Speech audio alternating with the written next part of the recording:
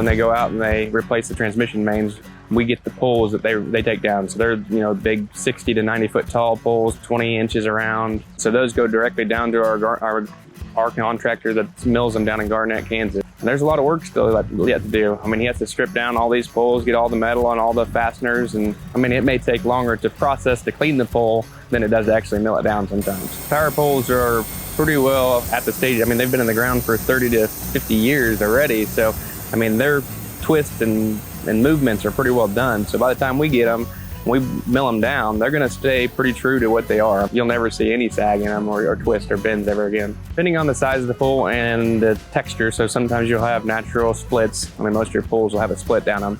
So he'll utilize what he can to try to scalp off the splits and to make the purest core that he has. And then he kind of determines what kind of materials he can build out of it. Whatever we need and we know the quality of them, you know, that kind of determines what he's gonna cut. He goes through up to 3 to 4 blades a day when he's milling down. It's hard material. I mean, you got knots and twists and still have a lot of hardiness to them after sitting in the ground and being treated for all these years.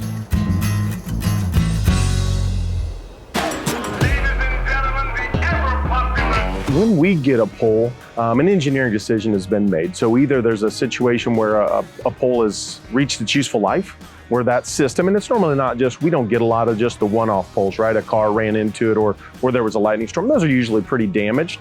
The poles we get are most likely from a rebuild situation on a transmission line. But those engineering decisions are made and they reach out to us and they say, hey, we've got some lumber for you guys. And then it really just kind of flows through the system. And we're not just building picnic gazebos, we're building an outdoor classroom, something that can be utilized to increase the education about nature, about conservation, about sustainability. That's how we kind of narrow it down versus just everybody gets a piece of lumber. So it's pretty neat when we do a project like this, like the Bear Climber or in Kansas City, a Cheetah Boardwalk.